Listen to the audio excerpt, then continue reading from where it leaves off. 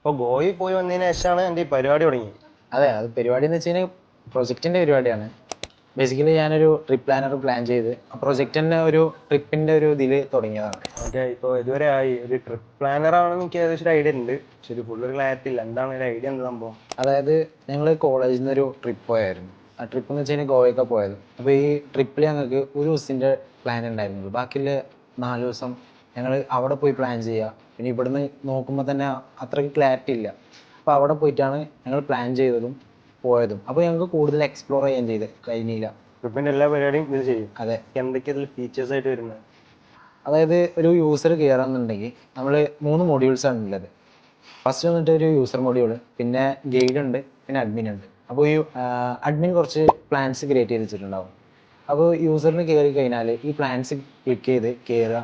പിന്നെ അവർക്ക് കുറച്ച് ഓപ്ഷൻസ് ഒക്കെ കൊടുക്കാൻ കഴിയും. ഇപ്പോൾ ഞാൻ കൊടുത്തിരിക്കുന്നത് കോഴിക്കോട് ടു കൊച്ചി എന്നാണെങ്കിൽ അതിൽ കുറച്ച് സ്ഥലങ്ങളൊക്കെ ഞാൻ മെൻഷൻ ചെയ്ത് വെച്ചിട്ടുണ്ടാവും, ഇത്ര ദിവസത്തിനുള്ളത്, ഇത്ര ബഡ്ജറ്റ് എന്നുള്ള രീതിക്ക്. അപ്പോൾ ഓൾക്ക് വേണമെങ്കിൽ അത് ചേഞ്ച് ചെയ്യാം.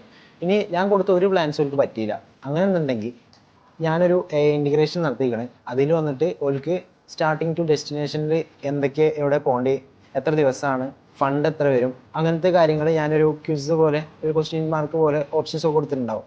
അതുപോലെ ക്ലിക്ക് ചെയ്ത് കഴിഞ്ഞാൽ അവർക്കൊരു പ്ലാൻ ക്രിയേറ്റ് ചെയ്യും. ആ പ്ലാൻ വന്നിട്ട് അഡ്മിനെ സെൻഡ് ചെയ്യും.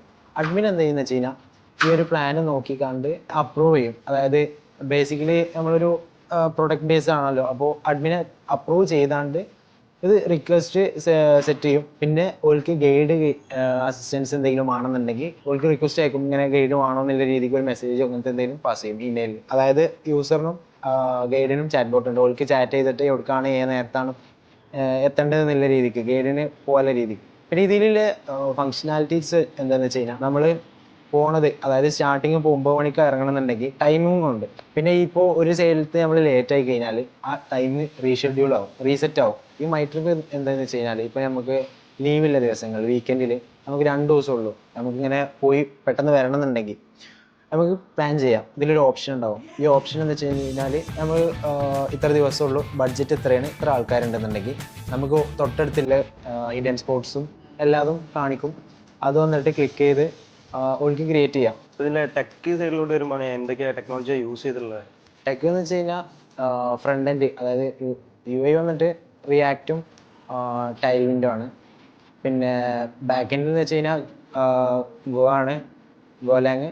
പിന്നെ ഫ്രെയിം വർക്ക് ഫൈബർ. പിന്നെ വെബ് സോക്കറ്റ് യൂസ് ചെയ്യുന്നുണ്ട്, റേഡിയസ് യൂസ് ചെയ്യുന്നുണ്ട്, പിന്നെ കഫ്ക യൂസ് ചെയ്യുന്നുണ്ട്.